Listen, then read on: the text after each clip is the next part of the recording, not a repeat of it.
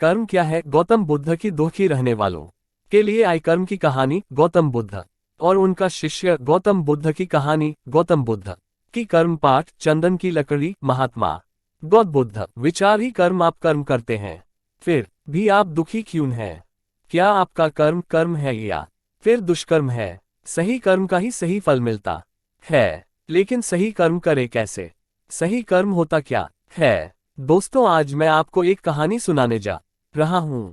इस कहानी के माध्यम से आज आप ये समझ जाएंगे कि कर्म क्या होता है, क्योंकि हर एक इंसान का कर्म ही उसके सुख और दुख का भागी होता है। सही कर्म उसके सुख का भागी होता है और गलत कर्म उसके दुख का भागी होता है। शिष्य का प्रश्न, कर्म क्या है?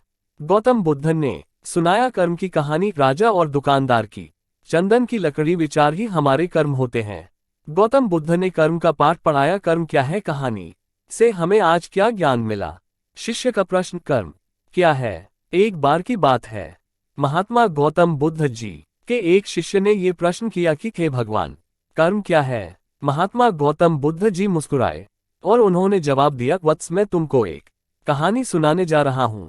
इस कहानी के माध्यम से तुम सभी शिष्य ये समझ जाओगे कि कर्म क्या है। गौतम बुद्ध ने सुनाया कर्म की कहानी। राजा और दुकानदार की चंदन की लकड़ी। एक राजा था, वह अपने मंत्री के साथ देश का भ्रमण करने निकला। भ्रमण करते करते राजा और मंत्री एक बाजार में पहुंच गए। उस बाजार में राजा का ध्यान एक दुकानदार के ऊपर गया। उस दुकानदार को देखते ही राजा के मन में न जाने क्यों यह विचार आया कि मैं इस दुकानदार को कल फांसी की सजा दे दूं। यह बात राजा ने अपनी मंत्री को बताया। मंत्री कुछ बोले उससे पहले राजा उस दुकानदार के दुकान के सामने से आगे निकल चुके थे और दूसरी बातें करने लगे। मंत्री बहुत ही चिंतित हो गया। ये बात समझ नहीं पा रहा था कि दुकानदार की गलती क्या है। दुकानदार से बिना कुछ बात किए, बिना कुछ सोचे समझे महाराज ऐसा फैसला लेने के बारे में क्यों सोच रहे हैं? राजा और मंत्री भ्रमण करने के बाद राजदरबार वापस चले गए। मंत्री को रात भर नींद नहीं आई। सुबह जगने के बाद मंत्री एक साधारण प्रजा का रूप बनाकर उस दुकानदार के पास गया और उस दुकानदार से पूछा, तुम क्या बेचते हो? दुकानदार ने जवाब दिया, मैं चंदन की लकड़ी बेचता हूँ। फिर मंत्री आसपास के लोगों से दुकानदार के बारे में पूछना शुरू किया। सब ने जवाब दिया कि दुकानदार किसी से बोलता नहीं है, हमेशा दुखी रहता है। मंत्री को बात समझ में आ गई। मंत्री फिर वापस दुकानदार के पास गया और उस दुकानदार से पूछा, तुम दुखी क्यों रहते हो? दुकानदार ने बताया, मैं दुखी इसलिए रहता हूँ क्योंकि मेरे दुकान पर लोग आते हैं, चंदन की लकड़ियां सूंघते हैं और बोलते हैं बहुत ही सुंदर है, बहुत ही अच्छी महक है, लेकिन कोई खरीदा नहीं है, इसलिए मैं बहुत दुखी रहता हूँ। मंत्री दुकानदार की बात सुनकर खुद भी भावविभोर हो गया। कोई भी दुकानदार दुखी क्यों न हो अगर उसके दुकान का कोई भी सामान खरीदा ना जाए जबकि सामान में कोई कमी ना हो। मंत्री सोचने लगा कि यह दुकानदार अपने दुखों के वजह से इतना दुखी रहता है, परंतु राजा इस दुकानदार को फांसी पर क्यों लटकाना चाहते हैं? अर्थात राजा के मन में आए हुए विचार का उत्तर अभी तक मंत्री को नहीं मिला था। मंत्री ने फिर दुकानदार से पूछा, भाई तब तुम क्या करोगे अगर तुम्हारे दुकान की सारी चंदन की लकड़ियां ऐसे ही रखी की रखी रह जाएंगी? तो दुकानदार ने गुस्से भाव में बोला, हाँ मैं जानता हूँ मेरी चंदन की लकड़ियां ऐसे ही रखी रह जाएंगे, कोई नहीं खरीदेगा, इसीलिए मैं सोचता हूँ कि हमारे देश का राजा जल्दी से मर जाए। अगर वह जल्दी से मर जाता तो मैं उस राज दरबार में उस राजा के दाह संस्कार के लिए अपनी चंदन की लकड़ी देता, जिससे मुझे कुछ पैसे मिल जाते और इस बाजार के अलावा बाकी के लोगों को भी मेरे चंदन की लकड़ी के बारे में पता चलता, तो फिर शायद कुछ न कुछ लोग मेरी दुकान से जरूर खरीदने आते चंदन की लकड़ी। मंत्री दुकानदार की बात को सुनकर सब कुछ समझ गया और उसके मन में एक विचार आया। मंत्री ने दुकानदार से चंदन की कुछ लकड़ियां खरीदें। इस खरीदारी से दुकानदार को कुछ पैसे भी मिल गए और वह थोड़ा खुश भी हो गया।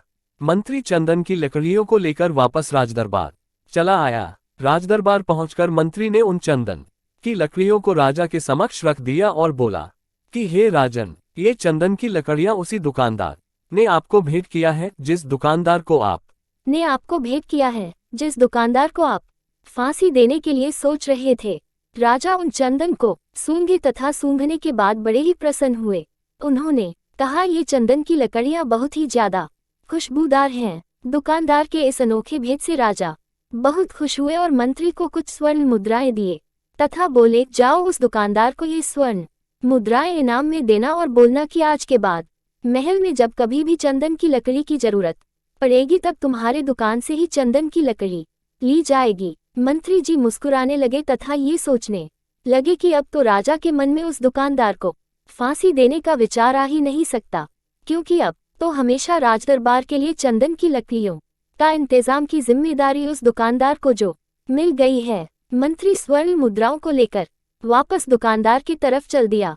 इधर राजा इस विचार में पड़ गए कि वो दुकानदार तो बड़ा ही अच्छा इंसान है। जिस वक्त मैं उसके बारे में यह सोच रहा था कि मैं इसको कल फांसी दे दूंगा, तब शायद उसके मन में उस समय यह विचार चल रहा था कि राजन पहली बार मेरे दुकान के सामने आए हैं, क्यों न मैं उनको अपनी सुंदर और खुशबूदार लकड़ियों को भेंट करूं। और आज उसने मुझे भेंट भी किया। बेवजह ही मैं उसको फांसी देने के बारे में सोच रहा था। इधर मंत्री दुकानदार के पास पहुंच गया। मंत्री ने राजा के द्वारा दी गई स्वर्ण मुद्राओं को दुकानदार को देते हुए कहा कि जिन चंदन की लकड़ी को कल मैं खरीद कर लेकर गया था, उन चंदन की लकड़ियों को राजा ने बहुत पसंद किया और इनाम के तौर पर तुमको ये कुछ स्वर्ण मुद्राएं दिए हैं। दुकानदार बहुत ही खुश होने लगा। साथ ही साथ मंत्री ने उस दुकानदार को ये भी बताया कि अब आज के बाद राज दरबार में जब कभी भी चंदन की लकड़ियों की जरूरत पड़ेगी तो सारी चंदन की लकड़ियां तुम्हारी दुकान से ली जाएगी। दुकानदार मंत्री की बात सुनकर बहुत ही खुश हो गया। मंत्री ने दुकानदार से पूछा, क्यों भाई, तुम तो राजा के बारे में इतना बुरा भला सोचते थे, लेकिन राजा देखो तुम्हारी कितना चिंता करते हैं। राजा कितने अच्छे हैं। राजा अपनी प्रजा के बारे में कभी भी गलत नहीं सोचते हैं।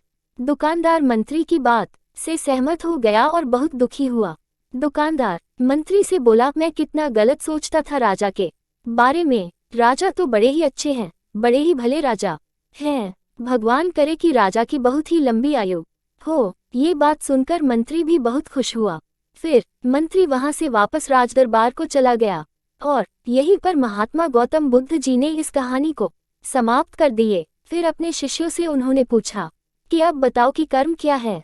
विचार ही हमारे कर्म होते हैं। गौतम बुद्ध ने कर्म का पाठ पढ़ाया। किसी शिष्य ने कहा कर्म बोले हुए शब्द है, किसी शिष्य ने कहा कर्म वाणी है, तो किसी ने कहा कर्म सोच है, तो किसी ने कहा कर्म भावना है, वगैरह वगैरह। अपने सारे शिष्यों का जवाब सुनने के बाद महात्मा गौतम बुद्ध जी ने बताया कि कर्म हर एक इंसान की खुद के विचार होते हैं। हमारे विचार जैसे रहेंगे हम वैसे ही कर्म करेंगे और उन्हीं विचारों के द्वारा की हुई कर्म हमारे सुख और दुख के लिए उत्तरदायी होंगे। अर्थात हमारे विचार अगर गलत है तो हमारे द्वारा की हुई कर्म भी गलत होगी तथा इसका परिणाम भी गलत निकलेगा। परिणाम स्वरूप हम दुखी रहेंगे। अगर हमारे विचार सही रहेंगे तो हम सही कर्म करेंगे, सही कर्म करेंगे तो फिर सही फल मिलेगा जिससे हम सुखी रहेंगे। कर्म क्या है? कहानी से हमें आज क्या ज्ञान मिला? इस कहानी से हमने ये सीखा कि अगर हमारे विचार सही रहेंगे, निष्पाप रहेंगे तो उन्हीं निष्पाप और सही सोच की वजह से ली गई हर फैसला सही होगा। जब सही फैसला लेंगे तब वह हमारे द्वारा की हुई सही कर्म होगी। जब सही कर्म होगी तो सही परिणाम मिलेगा जिसके वजह से हम सुखी रहेंगे, हम खुश रहेंगे। तथा इसी जगह पर अगर हमारे विचार गलत रहेंगे तो हमारे द्वारा ली गई फैसला भी गलत होगी और किया गया कर्म भी गलत होगा, जिसे दुष्कर्म कहा जाता है। और उन्हीं दुष्कर्म की वजह से परिणाम भी गलत मिलेगा। जब दुष्परिणाम मिलेगा तब हम दुखी रहेंगे, परेशान रहेंगे। कर्म का मंत्र सही कर्म सुख देगा, दुष्कर्म दुख देगा। धन्यवाद।